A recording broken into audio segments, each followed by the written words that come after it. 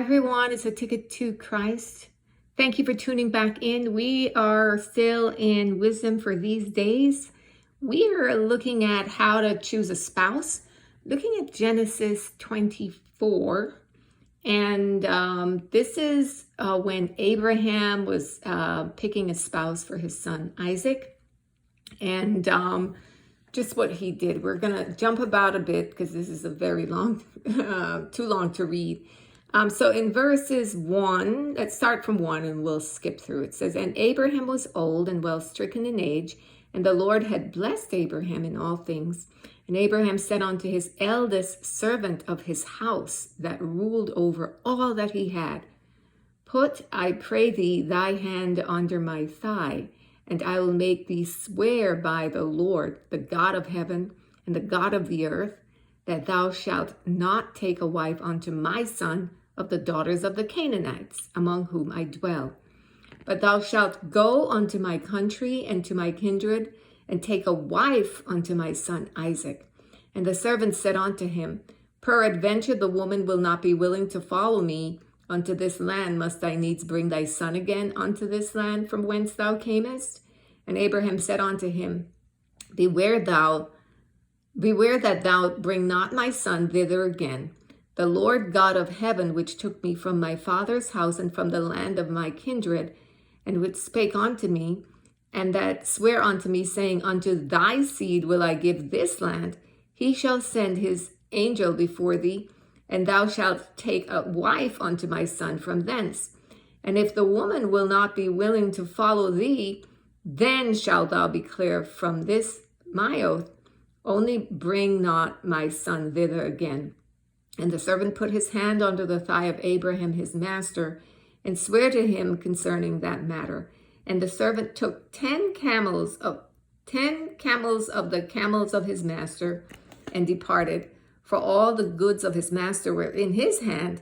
And he arose and went to Mesopotamia, unto the city of Nahor.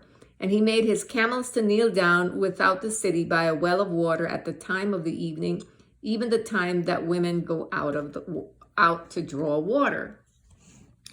And he said, O Lord, God of my master Abraham, I pray thee, send me good speed this day, and show kindness unto my master Abraham.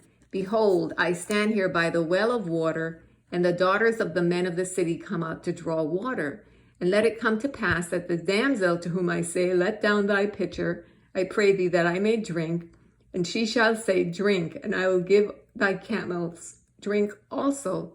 Let the same be she that thou hast appointed for thy servant Isaac. And thereby shall I know that thou hast showed kindness unto my master. And it came to pass, before he had done speaking, that, behold, Rebekah came out, who was born to Bethuel, son of Milcah, the wife of Nahor, Abraham's brother, with her pitcher upon her shoulder. And the damsel was very fair to look upon, a virgin, neither had any man known her. And she went down to the well, and filled her pitcher, and came up. And the servant ran to meet her, and said, Let me, I pray thee, drink a little water of thy pitcher. And she said, Drink, my lord. And she hasted, and let down her pitcher upon her hand, and gave him to drink. And when she had done giving him drink, she said, I will draw water for thy camels also, until they have done drinking. And she hasted, and emptied her pitcher into the trough, and ran again unto the well to draw water, and drew for all his camels. And the man, wondering at her, held his peace, to wit whether the Lord had made his journey prosperous or not. And it came to pass, as the camels had done drinking, that the man took a golden earring of 1/2 shekel weight, and 2 bracelets for her hands of 10 shekels weight of gold, and said, Whose daughter art thou? Tell me, I pray thee, is there room in thy father's house for us to lodge in? And she said unto him, I am the daughter of Bethuel, the son of Milcah, which she bare unto Nahor. She said moreover unto him, We have both straw and provider enough, and room to lodge in. And the man bowed down his head and worshiped the Lord. Okay, so let's pause there. So what is going on here? Well, what is standing out for you about how Abraham approached finding a spouse for Isaac. First things first, right?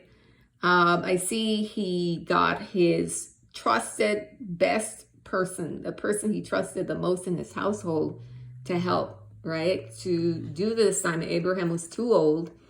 And so similarly, I'm thinking the wise thing is to get input or get advice and help counsel from spiritual people, people who fear the Lord, who love you, who know you, and who have your best interests at heart. And that was Abraham's servant here, right?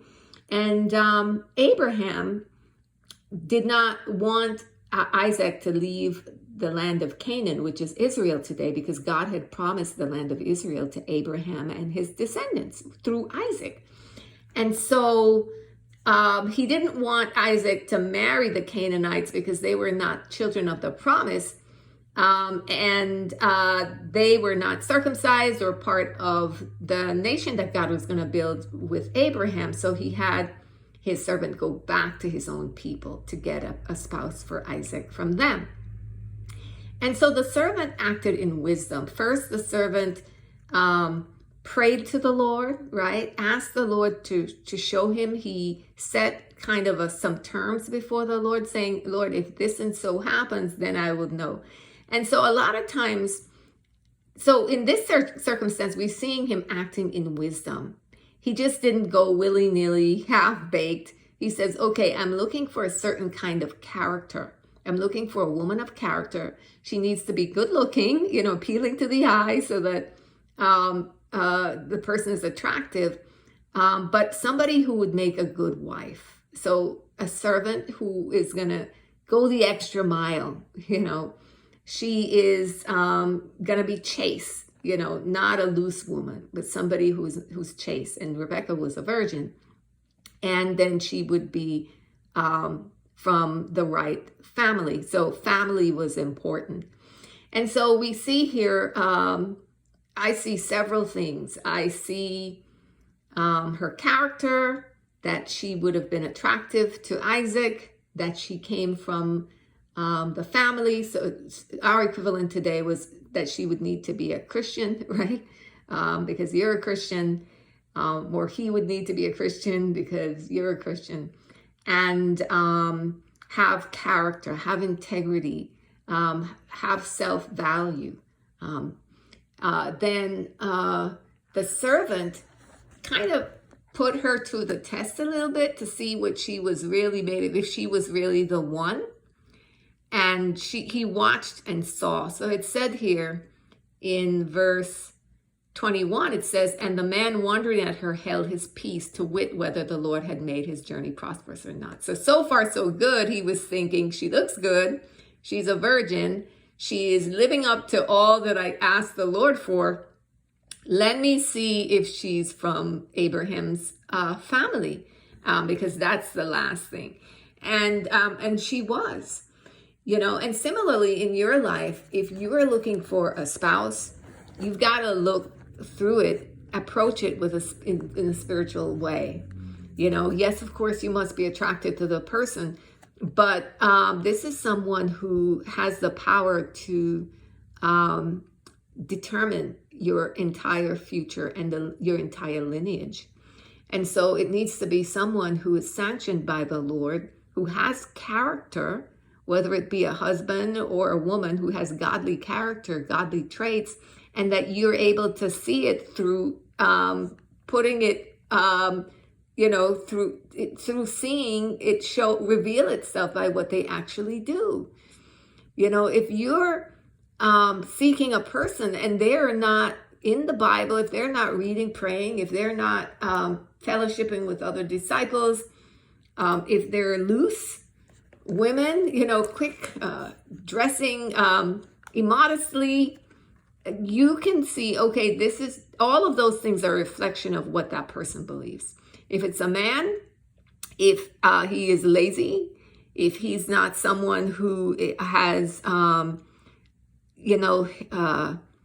his life aligned with the Lord, if he doesn't have character, if he's not trying to protect you, if he's not seeking to know your family, seeking to looking at you from, okay, I'm looking at your character, not just how you look, then those are red flags, right?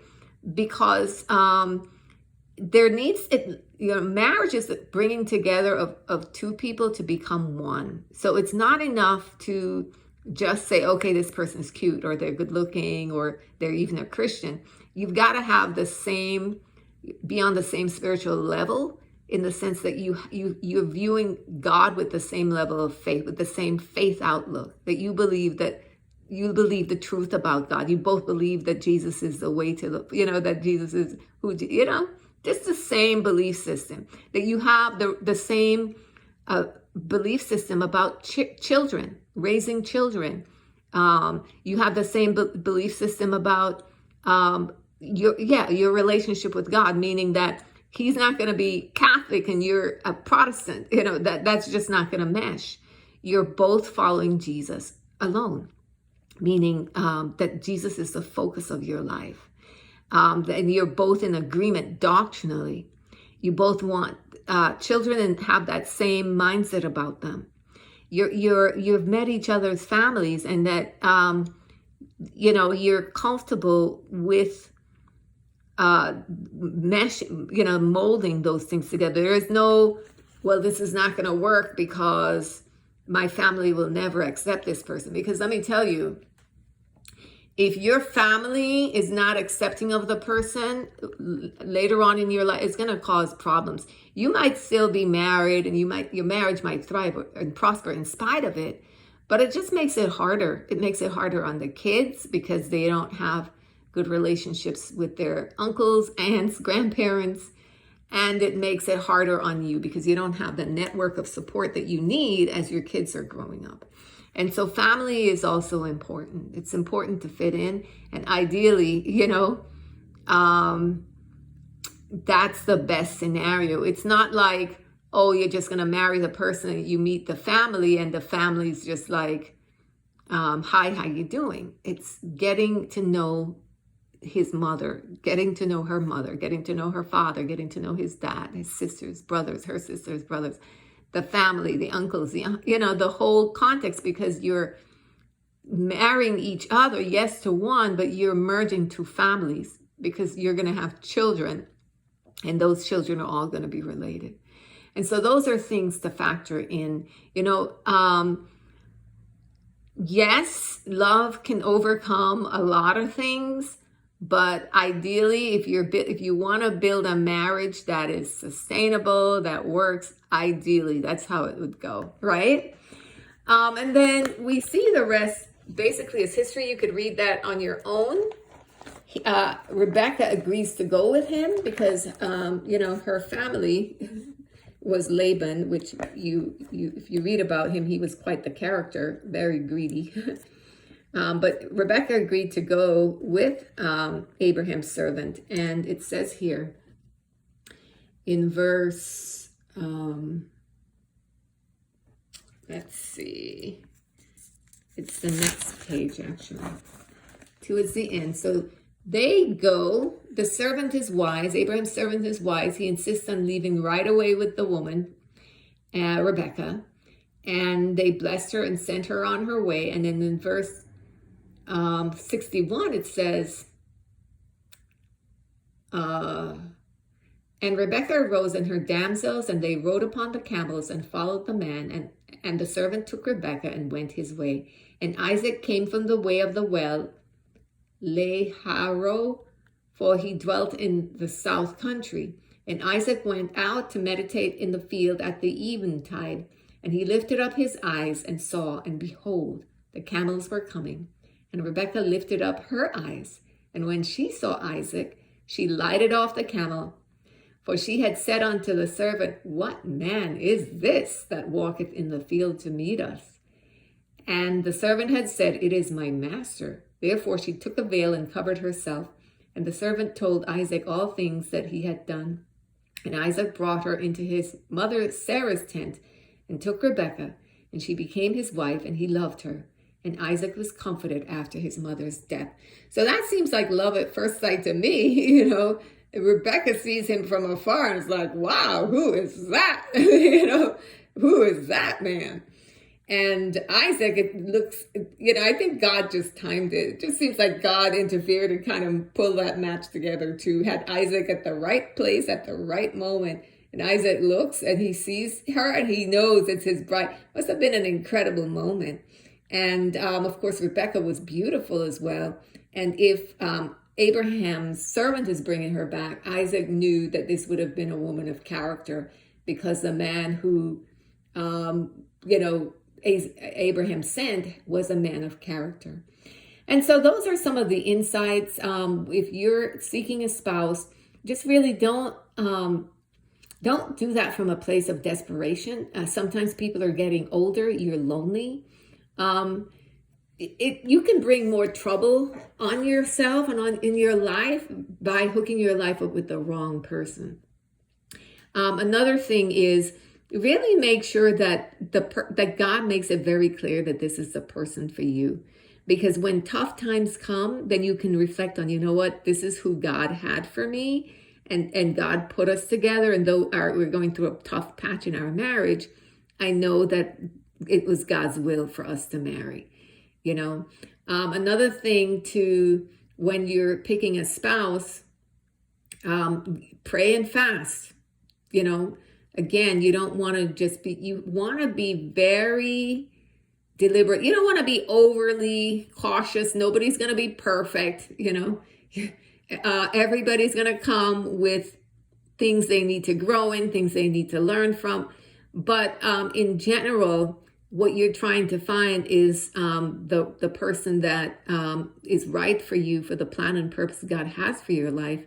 If you're a man, you're looking for a suitable helper. And if you're a woman, you're looking whose helpmeet are you to be a part of, and you definitely want to do it the way God says to do it, so that you can have the results that God had in mind for you.